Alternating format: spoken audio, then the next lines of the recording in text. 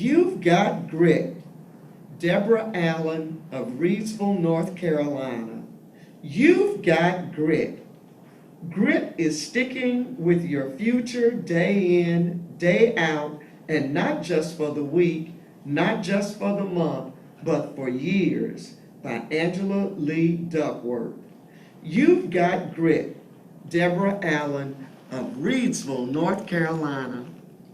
Tell us, Debra, what was it like growing up in Rockingham County?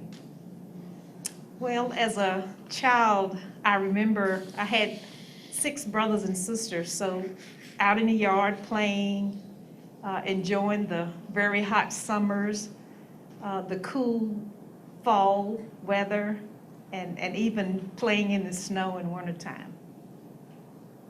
What was it like going to school here? What school did you attend? I attended, started out at Branch Street School, and then after integration, I ended up at Lawsonville Elementary School. Went from there to the middle school and the high school, and just had a wonderful 12 years of schooling here in Rockingham County. We see you have on that white jacket. Tell us about your career as a nurse, and now you're a nurse practitioner.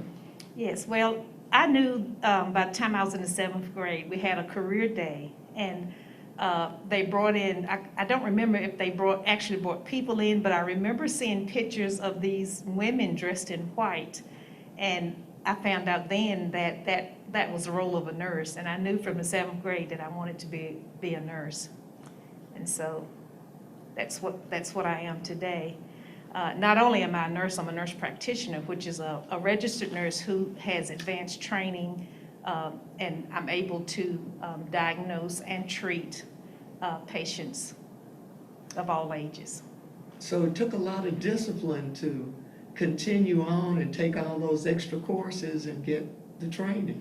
Yes, I'm a planner, so once I became a nurse, and I actually worked as a registered nurse for 10 years, and I got to a place where I sort of plateaued and was just looking for something different. So that's when I decided to go back and get my training to become a nurse practitioner.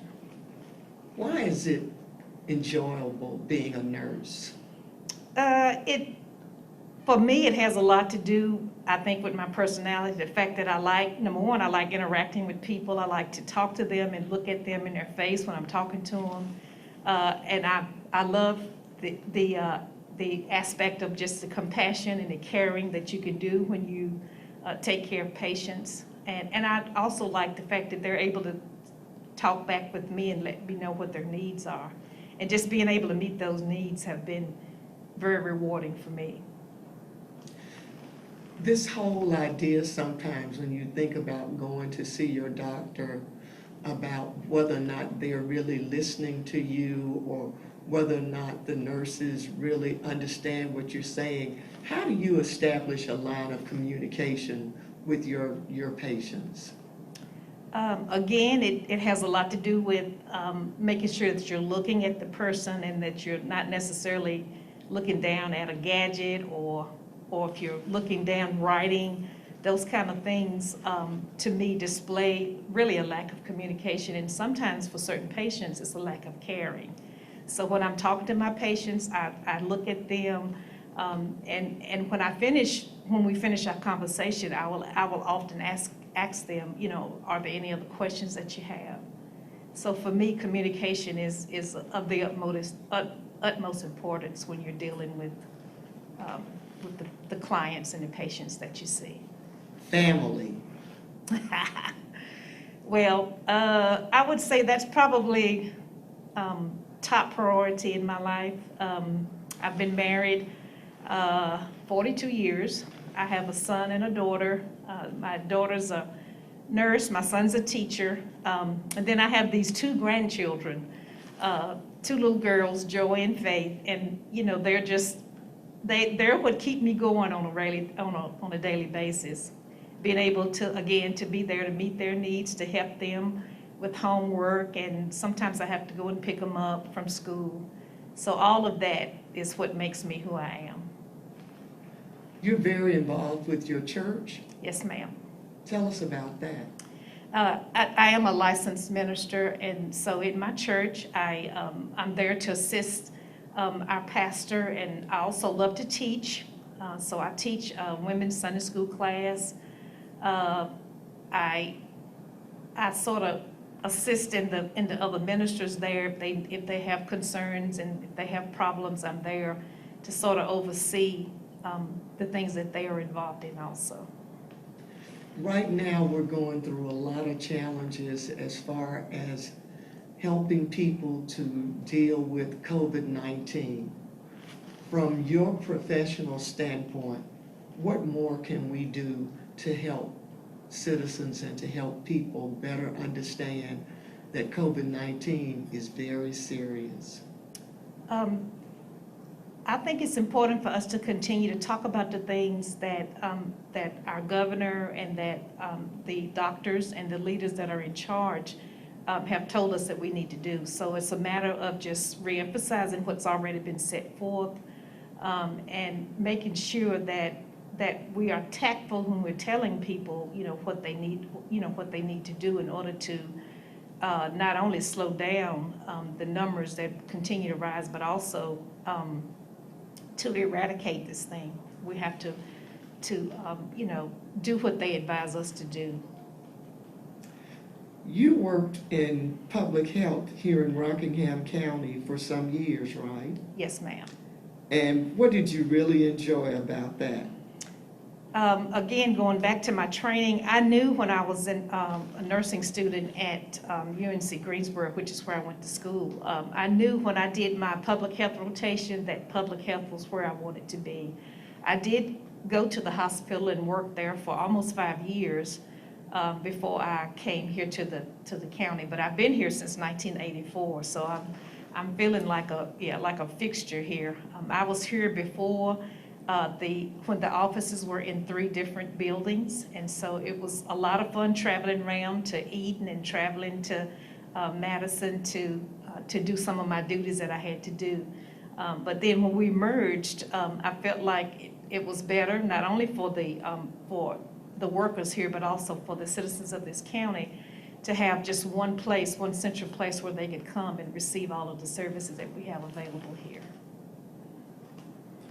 We've noticed that at the blood drives, you normally show up.